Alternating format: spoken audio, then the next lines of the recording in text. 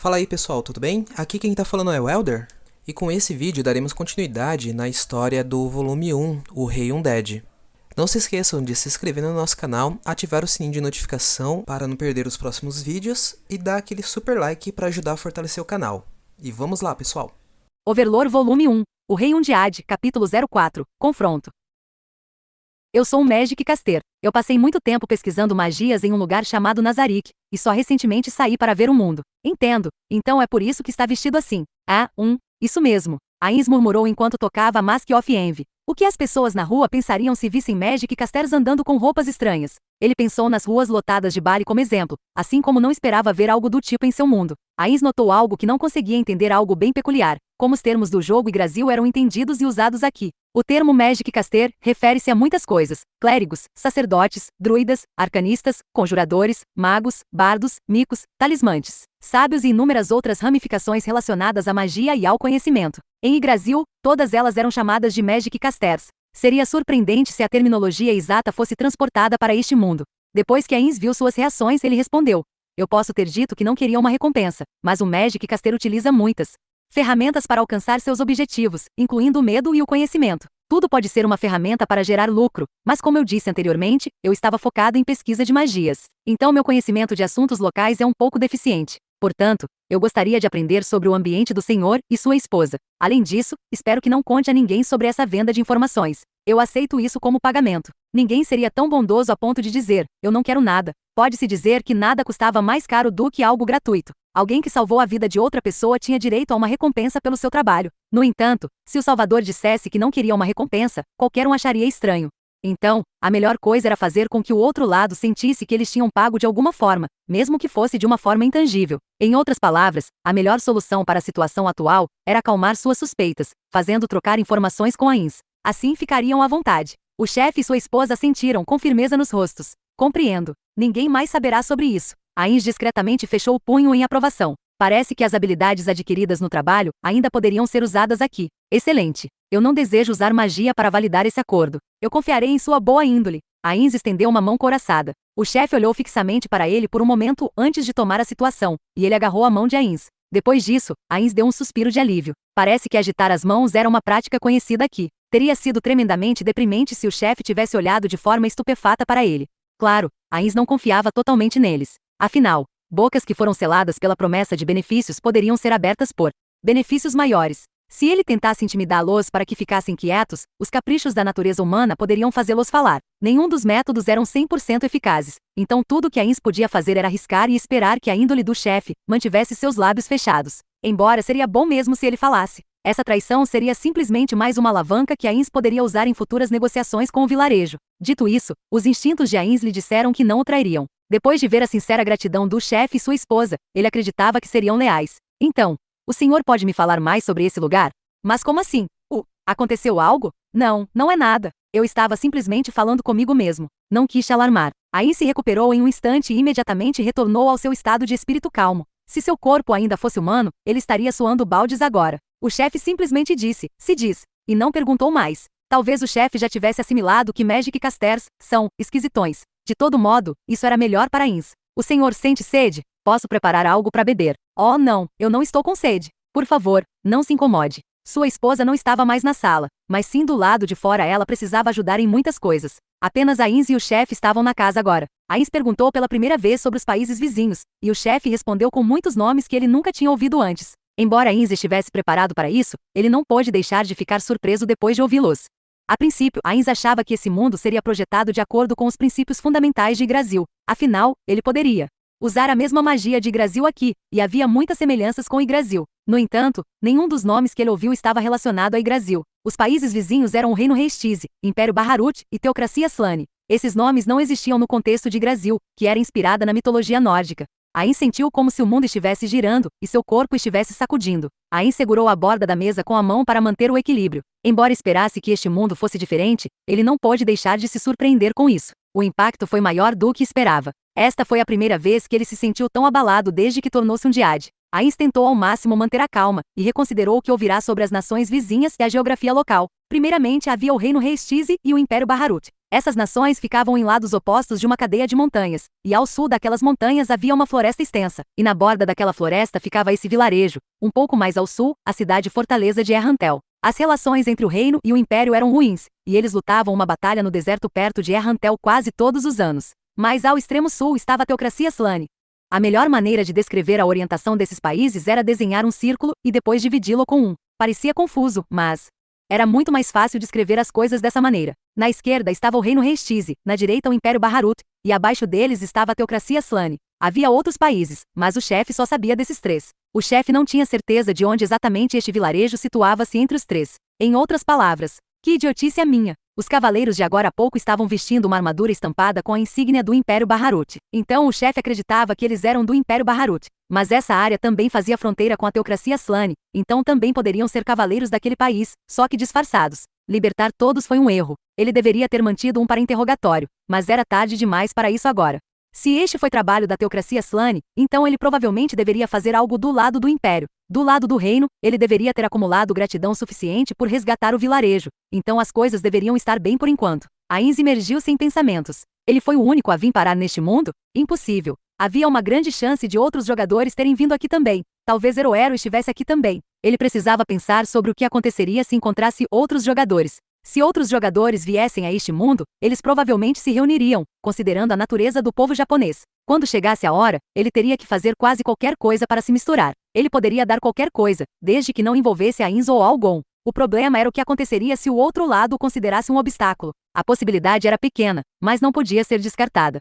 Desde sempre a guilda Inzo ou Algon foi vista como uma alcova de vilões por conta do Peking, e assim se tornaram uma guilda muito odiada. Ele não podia ter certeza de que essa imagem negativa era a única coisa que resgatara. Até onde ele sabia, os outros jogadores poderiam querer se vingar dele por um senso de justiça ou raiva contida. Para evitar que outros declarassem vingança contra ele, ele precisava se abster de fazer qualquer coisa que antagonizasse as pessoas ao redor. Por exemplo, massacrar a população local, especialmente civis inocentes, poderia enfurecer os jogadores, que ainda não perderam o viés de humanidade. Claro, seria uma questão diferente se houvesse uma razão que o satisfaria, como matar os cavaleiros que tentaram massacrar o vilarejo. De todo modo, seria melhor se ações futuras fossem tomadas por algum motivo bem justificável. Isso também significava que ele teria que fazer coisas de que não gostava, mas quanto a isso, nada poderia ser feito. Se as pessoas que ele encontrasse tivessem ódio contra Inzo ou Algon, então o combate seria inevitável. Para esse fim, ele deveria elaborar um plano e contramedidas se essa situação ocorresse. Dada a força atual das defesas da grande tumba de Nazarick, eles poderiam facilmente dominar cerca de 30 jogadores de nível 100. Além disso, eles poderiam usar itens World Class em sua defesa, por isso era uma fortaleza quase inexpugnável. Eles provavelmente seriam capazes de repelir invasores como no passado. No entanto, era fácil ver quão terrível a situação poderia ser sem reforços. Além disso, o trunfo da Inzo ou Algon, seus itens World Class, drenaria os níveis de Ainz toda vez que ele liberasse todo o seu poder. Se fossem atacados sucessivamente, chegaria a hora em que os itens World Class ficariam inutilizáveis. Ainz estava muito ciente que em um cenário de guerra, como o que havia em mente eram propensos ao viés do seu ponto de vista. No entanto, Ainz não era mais uma criança, e ele sempre considerou o pior cenário possível antes de tomar qualquer ação. Era um pensamento básico de como evitar problemas antes que acontecessem. Se ele apenas quisesse evitar tudo, ele poderia simplesmente viver nas montanhas como um animal selvagem. No entanto, o poder que possuía e o poderoso nome que assumirá o impediram de fazer isso. Se ele quisesse coexistir pacificamente com o mundo, precisaria lidar com os problemas quando surgissem. Como tal, o combate e a expansão do poderio militar se tornariam um tópico muito importante no futuro. Ele precisa coletar informações sobre este mundo, bem como notícias sobre outros jogadores. Isso deve servir. O que aconteceu? Não é nada. Eu simplesmente me distanciei, porque as coisas não eram como eu esperava. Então, pode me falar sobre outra coisa? Ah, sim, claro. O chefe do vilarejo começou a falar sobre monstros. Muito parecido com Yggdrasil, este mundo tinha monstros também. A floresta próxima estava cheia de monstros, e um deles era conhecido como o Sábio Rei da Floresta. Havia também dwarfs, todos os tipos de elfos, goblins, orcs, ogros e outros. Aparentemente, alguns dos demi-humanos até construíram sua própria nação. Havia pessoas chamadas aventureiros que expulsavam monstros, contavam com muitos Magic Casters entre eles. Aparentemente, esses aventureiros tinham suas próprias guildas situadas nas grandes cidades. Além disso, ele também aprendeu sobre a cidade-fortaleza de Errantel. Segundo o chefe, Errantel era a maior cidade da região, embora não soubesse exatamente o tamanho da população. Esse parecia ser o melhor lugar para coletar informações. Embora as palavras do chefe tenham sido úteis, ainda havia muitos detalhes ainda não esclarecidos. Portanto, seria melhor enviar alguém para descobrir, em vez de fazer mais perguntas ao chefe. E por fim, havia a questão da linguagem. Foi realmente surpreendente que eles entendessem o japonês nesse novo mundo. Como resultado, Ainz olhou atentamente para a boca do chefe e descobriu que, na verdade, ele não falava japonês. As palavras ditas através dos movimentos labiais eram totalmente diferentes do idioma japonês. Depois disso, ele fez mais algumas experiências. Sua conclusão foi que alguém havia alimentado as pessoas deste mundo com algum tipo de tradução konyaku. No entanto, ele não sabia quem havia os alimentado com isso. A linguagem deste mundo era traduzida antes que a outra parte a ouvisse. Se ele pudesse entender o que a outra pessoa disser, então ele deveria ser capaz de se comunicar com formas de vida não humanas, como, digamos, um cachorro ou um gato. A questão agora era quem havia feito isso. Além disso, o chefe não achava isso estranho. Parecia perfeitamente natural para ele. Em outras palavras, esse era um princípio básico do mundo. Então, novamente, quando se pensava calmamente, este era um mundo mágico, que poderia ser executado em preceitos completamente diferentes do mundo em que Ainz nascerá. Parece que o conhecimento básico e os fatos que ele aprendeu em sua vida anterior não eram mais aplicáveis agora. Este era um problema grave. Se ele era ignorante sobre este mundo, havia uma chance de ele cometer um erro fatal. Ignorância era sinônimo de desastre neste caso. Neste momento, Ainz não tinha informações sobre o que o rodeava. Ele teve que resolver este problema rapidamente, mas ele não tinha ideia de por onde começar. Será que ele teria que sequestrar alguém e fazê-lo contar tudo o que soubesse? Essa não é uma opção muito viável. Sendo esse o caso, havia apenas uma alternativa para ele. Parece que vou precisar morar em uma cidade por um tempo.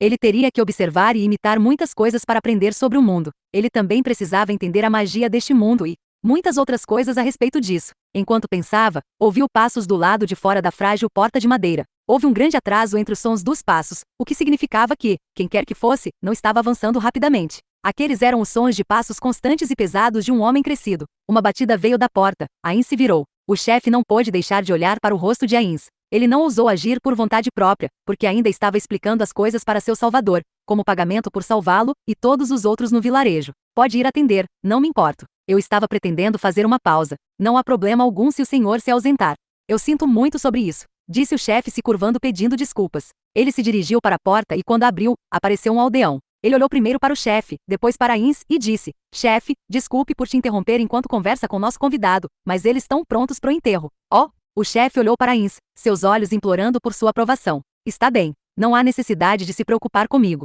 Muito obrigado. Diga aos outros que daqui a pouco eu chego lá. A cerimônia de sepultamento foi realizada em um cemitério comunal a poucos metros do vilarejo. Estava cercado por uma cerca quebrada, e dentro havia várias placas de pedra circular com os nomes das pessoas. O chefe do vilarejo recitou os versos para sossegar os espíritos dos mortos. E as palavras de sua boca apelaram para um deus que Ainz nunca tinha ouvido falar em Yggdrasil. Era uma oração para que os espíritos dos mortos encontrassem paz. Parecia que não havia mão de obra suficiente para enterrar todos os corpos um a um, então eles decidiram enterrá-los logo. Para Ainz, enterrar os mortos no dia em que morreram era precipitado demais, mas talvez essa fosse uma prática normal para as crenças neste mundo. Ele viu as irmãs que salvou entre os outros moradores Eri Emot e Nemu Emot. Os corpos de seus pais estavam entre aqueles que seriam enterrados hoje. Enquanto observava os aldeões de perto, ele acariciou uma varinha com 30 centímetros de comprimento sob o manto. A varinha era feita de marfim e coberta de ouro. Havia runas sobre o punho e irradiava uma aura de sacralidade. Era a Resurrection Wand, varinha da ressurreição. Um item mágico que poderia devolver vida aos mortos. Claro, Ainz não possuía apenas uma dessas varinhas. Ele tinha o suficiente para ressuscitar todos os mortos do vilarejo, com espaço de sobra. De acordo com o chefe do vilarejo, a magia deste mundo não tem o poder de ressuscitar os mortos. Sendo esse o caso, se ele usasse sua varinha, ele criaria um milagre neste vilarejo. Depois que a oração terminou, quando a cerimônia de sepultamento se aproximava do fim, Ainz devolveu a varinha ao seu inventário. Ele poderia tê-los trazido de volta à vida, mas escolheu não fazer. Isso não foi porque sentia que as almas dos mortos eram o domínio dos deuses, ou alguma outra razão religiosa. Foi simplesmente porque ele sentiu que não havia benefícios em fazê-lo. Não era difícil dizer qual seria mais ameaçador, um Magic Caster que poderia tirar vidas, ou um Magic Caster que pudesse devolvê-las. Além disso, as chances de os aldeões guardarem o segredo seriam muito baixas, mesmo que ele ordenasse que não falassem sobre as ressurreições. O poder de conquistar a morte era algo que todos ansiavam. Se as coisas fossem diferentes, ele poderia ter usado esse poder para trazer os mortos de volta à vida. No entanto, ele não tinha informações suficientes sobre as condições locais, por isso seria imprudente fazê-lo agora. Eles devem se contentar com o fato de que o vilarejo foi salvo. Ainz murmurou enquanto olhava para o Death Knight que estava em pé atrás dele. O Death Knight era outro mistério. Em Yggdrasil, todos os monstros convocados desapareceriam após um certo tempo, a menos que fossem usados métodos especiais em sua convocação. Ele não usará nenhum desses métodos para convocar o Death Knight, e seu tempo de convocação havia terminado, mas ele permanecia aqui. E chegamos ao final desse vídeo. Não se esqueçam de se inscrever no nosso canal e ativar o sininho de notificação, para não perder os próximos vídeos. Até mais, pessoal!